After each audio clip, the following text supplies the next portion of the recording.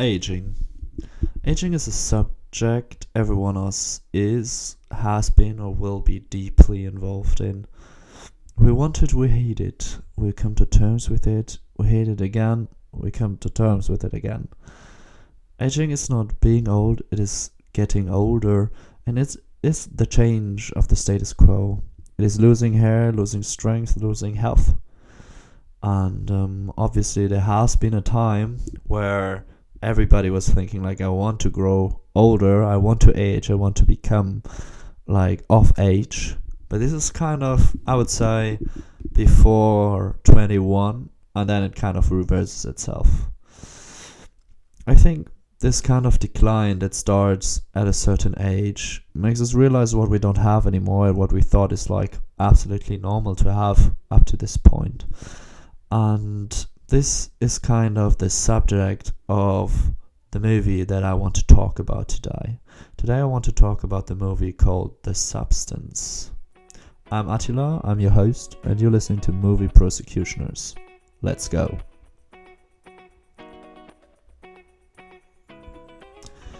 So, you may have heard about the movie The Substance, you may have not. It won in the 2024 competition in Cannes, and even thought the story is somewhat predictable and the structure seems superficial. It deeply resonated with me. It made me kind of opening up about a lot of shit happening in recent times. And The Substance is a special movie. It is a body horror movie a la Cronenberg. You will be multiple times grossed out by the pictures you will see. It is disgusting. And the story is like also quite straightforward. You have a former star who also has a star on the Walk of Fame and won an Oscar. But these times are long gone. She's now an aerobic model, has a little morning show, and the day we start shooting, like this day you will see, the first day you will see in the movie, is the day she turns 50. And on this day she learns she is threatened by replacement because of her age.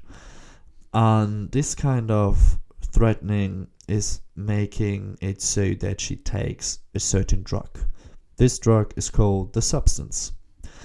The drug is supposed to create a younger, more beautiful, more talented version of herself. And she has to switch with this more talented version than herself, every 7 days. So it will create two bodies, and one of them has to be nurtured, while the other one is living her life for 7 days. And then they switch. Very interesting is that the creator of the drug, or like the one managing the usage of the drug, is saying all the time, you're one person. The younger and the older one, you are one.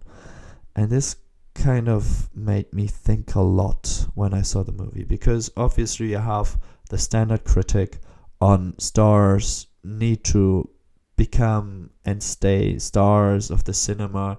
You have the critic on like the executives in studios who are like just using up people and then throw them away, and this kind of criticism that you have on a lot of Hollywood criticizing movies. But you have underneath that a very hard story about health, and the way you have to think about the way to tackle out your immediate needs and your future. I'm kind of talking about short-term and long-term satisfaction in life. To oversimplify it a little bit, to eat crisp that are right in front of your eyes right now, maybe you're actually eating them right now, makes you like satisfied for the immediate future. And then when you're waiting yourself a few days later or the same day, you think like, oh shit, this is because of the crisps and I'm now getting fat and I don't like that. So you kind of get, for the short term satisfaction, a long-term dissatisfaction. In this episode, I don't really want to say which one is better or which percentage you have to give for which one, but more that this kind of balance, it's tackled by the movie. You have the young version who's enjoying fully her life, and you have the old version who gets more and more secluded and actually is not really knowing if there's a position that she has in this life anymore. She's just like the recharging battery for the living of the other self. And in a way, for me, this is kind of a reflection of short-term and long-term satisfaction. It is kind of not tangling out, not balancing. You live for one version of yourself and you don't live in the present or you don't live in the future. I met a lot of people who said, like, to make a joke, this is a problem for future me. And I loved about that itself. But I think there's a very intelligent concept behind saying this, because it makes you enjoy the moment. You do know that you now do something that on long term it's not that cool, but you actually need it to be happy in the moment that you are right now. And this is like a very good way to distinct that, like the future and the now, and to kind of know, okay, I have to work a little bit more, but I can't take this time for me right now, and there will be time in the future that you do it. Obviously, there are also the other version who say like this, obviously. Also the other way around, like if you're a person who never works for the future and only lives in the now, it's often like not very good to make this distinction, because you then don't really work and then you have to make all the work at the end of a certain period. But in any way, the balance here, I think the balance that is making you feel the most comfortable with your life is very important to find out. And I think this movie is showing like what is happening if there's absolutely no balance in between how much you work for the future now and how much you can appreciate now the present. And this kind of imbalance is shown that if you only work for one version of yourself, for maybe the future version, you pre-book the train to unhappiness. Let's go all in. If you, on the other hand, allow yourself to be only part of the pleasure, only living kind of a hedonistic way of life, then there's going to be like a different way of unhappiness that you will receive. I don't think that if you only live in the present, you can be happy. I remember a girl I was being together with a few years ago, and I think she just turned 23. She was saying like, now everything should freeze. Like, I'm happy right now. She was still studying, but it was like kind of end of her studies. She had a lot of friends. She did a lot of parties. She worked a little bit on the side, but it was like kind of the way she wanted life to be, and the way she was happy with life, and the way she was happy with her age, and the way she was happy with what was happening right now with her. And this made me think a lot. And I remember this situation, especially because I watched a movie, because this woman was like a very, very attractive young woman. And I don't know, like at the time I was like, why do you think about aging? What is like going on? And she was like kind of a yoga teacher and already saw what she is not able to do in comparison to others. So I was thinking a lot about her because I saw the movie. There's something that I think is very important, what I learned from the movie. There's like, the future has to have something you're looking forward to. And I'm not talking about the immediate future and the next glass of alcohol that you're drinking with your friends in like 2 days. I'm talking about like the future that you work for, that it comes to reality. I think there's to be like a certain balance in these, and you have to have like a really cool thing that's coming up. I don't know, become grandparent or parent, or I don't know, aunt or uncle, or like, this is all family, but I'm saying like, okay, get a house, or like be in a job where you have like really help people in the world, or created what you ever thought, like the piece of art that you think is like yourself, and you can realize yourself in a certain form. So I think there has to be a way that you get more fulfilled in the future, and that you look forward to this thing that is going to happen, at the same time that you don't forget the present. Because obviously the woman I was talking about had like a really cool life at the moment. So what I want to say is, there has to be a good amount for both, and the amount that makes you personally happy. I mentioned at the beginning that the movie is a little bit superficial, and that it's very structured, like superficially structured, so that certain things work out. You have, for example, a character, a protagonist, who is like absolutely like asocial. There's like no family, no friends, no non-working activities.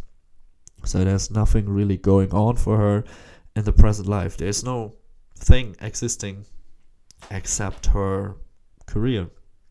And this is also kind of why she holds up, and why she's like accepting this younger version of herself to use her to come to fame, because she thinks this is the only way that I can actually still be famous. And recently there is a woman who died, I think Maggie Smith, the one who played McGonagall in the Harry Potter movies, in the 8 Harry Potter movies from the early 2000s. And this woman actually won the Oscars twice, and was even like in the oldest age that she had, was like a person really recognized for her good acting, for being a wonderful actress and a talented actress. So I have to say, there's a way that you can be old in Hollywood or wherever you are and still be successful and happy, but there has to be a balance. I don't know how Maggie Smith handled her personal life, but I guess to actually be successful in your current life and in your future life, I think you have to have a certain happiness around you, and a certain, I don't know, being good with what you have, and at the same time looking forward at what you can get. So this is kind of what I saw in the movie, and how I feel that this movie wanted to give out a message underneath the obvious criticism on stardom and on Hollywood executives and on misogyny and on all of these subjects, that this movie is like fucking shit in your face with like the most direct way I have ever seen a movie doing it. Like, I watched the movie actually with my father, and he's not speaking English very well, but he said the interesting part is that you did not need at any point listening to what people say. Like, everything that you see is very directly saying what you need to understand there, and it's a very, as I said, straightforward a storyline. I think this was a little bit interesting for me, because what it obviously says is that there's a show, don't tell, and there's like at the same time, if the story is known, it doesn't need to talk to you a lot, but you still can have like me and my father and my sister watched as well. We had like so strong conversations about our lives, our unhappiness about certain things in our lives, that I think it was a wonderful and really important experience.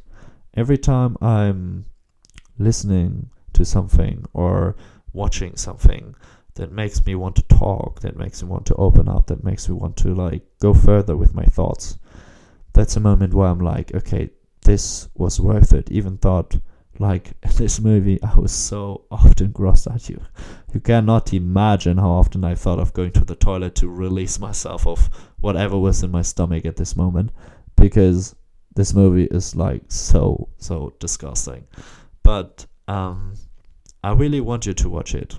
It's like a movie that is so strong and does so much with the visuals and with the message and with you yourself. I'm totally convinced that this movie earned its place as winner of Cannes 2024. So I strongly recommend you watching it. But yeah, that's from me. I actually had a note at the end about aging, and it was, nothing is more consistent than change, but as long as there is something you can look forward to, even aging can be beautiful. And yeah, that's kind of the phrase I coined after writing this episode, and I think there's truth to that. So this is it. Thank you for tuning in, and see you next time. Bye.